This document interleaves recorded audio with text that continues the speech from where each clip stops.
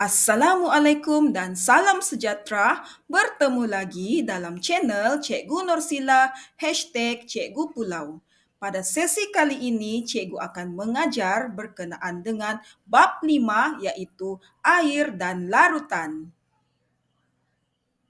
Standard kandungan pada kali ini adalah 5.2 larutan dan kadar keterlarutan. Manakala standard pembelajaran pada kali ini adalah 5.2.1 menerangkan dengan contoh maksud larutan dan keterlarutan. Objektif pembelajaran kita pada kali ini adalah yang pertama, menerangkan dengan contoh maksud larutan dan keterlarutan. Yang kedua, menjelaskan maksud koloid. Dan yang ketiga, menghuraikan dan berkomunikasi mengenai kegunaan air sebagai pelarut. Sekarang, mari kita pelajari tentang zat terlarut, pelarut, dan juga larutan. Apakah itu zat terlarut? Zat terlarut merupakan bahan yang boleh melarut di dalam cecair. Misalnya adalah gula.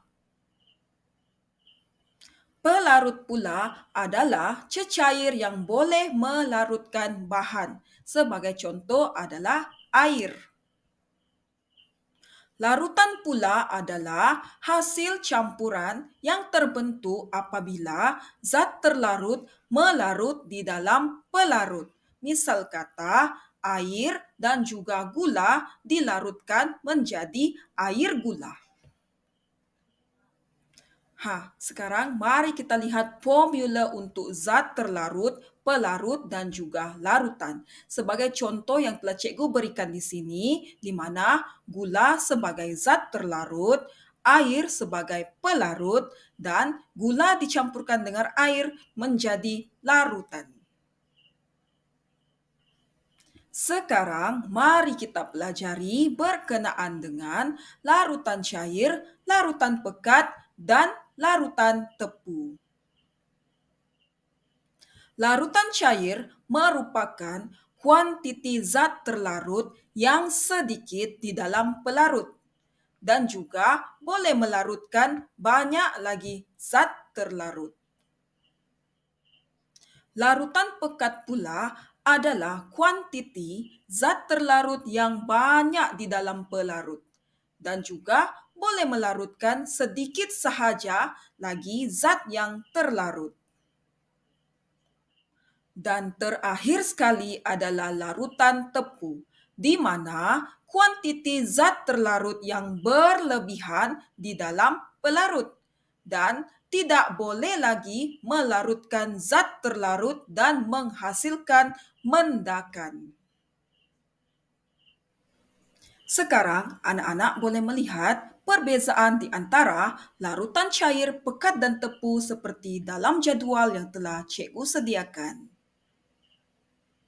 Seterusnya, mari kita pelajari tentang perbezaan larutan dan juga ampaian. Larutan merupakan campuran jernih yang terhasil apabila zat terlarut larut di dalam pelarut. Sebagai contoh, larutan gula dan juga larutan garam. Manakala ampaian pula adalah campuran keruh yang terbentuk daripada zat terlarut yang tidak larut di dalam pelarut. Sebagai contoh, air kopi dengan biji kopi dan juga larutan kanji. Gambar raja yang cikgu berikan ini adalah contoh ampaian yang kedua, di mana kalau anak-anak melihat di sini, campuran air dan pasir yang kecil berada di atas dan di bawah adalah pasir yang tidak larut. Inilah contoh ampaian. Sekarang mari kita pelajari perbezaan di antara larutan dan ampaian. Perbezaan yang pertama adalah larutan jernih kerana zat-zat terlarut larut dengan sekata di dalam pelarut. manakala ampaian memiliki larutan keruh kerana zat terlarut tidak larut di dalam pelarut. Perbezaan yang kedua adalah saiz zara-zara untuk larutan terlarut sangat kecil, membolehkan cahaya menembusi larutan. Manakala ampaian pula memiliki saiz zara-zara terlarut sangat besar yang menghalang cahaya menembusi larutan. Dan perbezaan yang terakhir adalah larutan tiada sisa tertinggal selepas dituras. Manakala ampaian pula meninggalkan sisa selepas dituras. Sekarang mari kita pelajari mengenai keterlarutan. Keterlarutan suatu bahan ialah kuantiti maksimum zat terlarut yang dapat larut di dalam 100 ml pelarut pada suhu yang tertentu. Sekarang mari kita pelajari 3 faktor kadar keterlarutan. Sekarang mari kita pelajari faktor yang pertama untuk kadar keterlarutan, yaitu suhu, di mana suhu yang tinggi menyebabkan zara-zara pelarut bergerak dengan pantas. Sebagai contoh, gula larut dengan lebih cepat di dalam air kopi yang panas apabila dikacau. Faktor kadar keterlarutan yang kedua adalah kadar kacauan, di mana kadar kacauan yang tinggi menyebabkan zara-zara pelarut dan zat terlarut lebih cepat mengisi ruang di antara satu sama lain. Hal ini menyebabkan zara-zara pelarut dan zat terlarut lebih cepat mengisi ruang di antara satu sama lain. Faktor kadar keterlarutan yang terakhir adalah saiz zat terlarut, di mana semakin kecil saiz zat terlarut, maka semakin besar jumlah luas permukaan yang terdedah kepada zara-zara pelarut. Contohnya, gula halus larut lebih cepat berbanding dengan gula cube. Sekarang, mari kita pelajari tentang koloid. Koloid adalah campuran 2 atau lebih zat terlarut yang tersebar secara sekata. Koloid tidak membentuk campuran yang jernih dan juga tidak menghasilkan mendakan. Koloid adalah suatu bentuk campuran yang mana keadaannya terletak di antara larutan dan juga ampaian. Contohnya adalah susu. Contoh koloid yang lain adalah seperti busa, yaitu krim pencukur, dan juga emulsi, yaitu mayonis. Sekarang, mari kita pelajari tentang subtopik yang terakhir untuk sesi pengajaran pada kali ini, yaitu air sebagai pelarut semesta.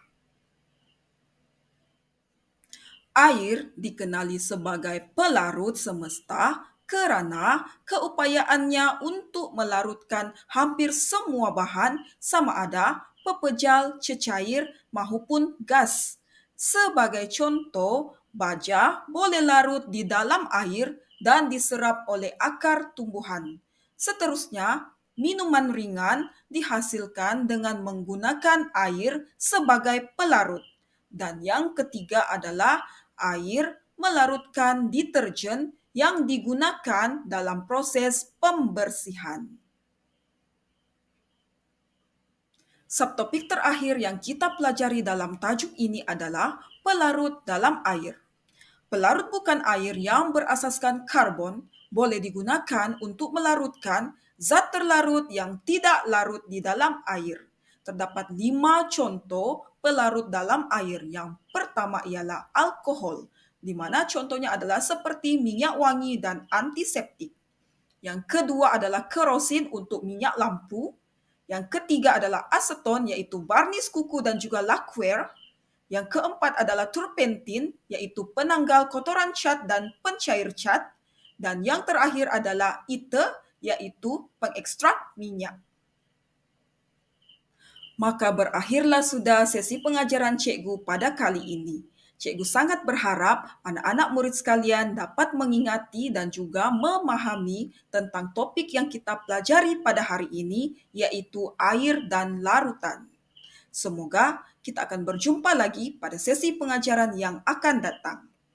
Akhir kata daripada cikgu, jangan lupa untuk subscribe, like dan share channel Cikgu Norsila #CikguPulau.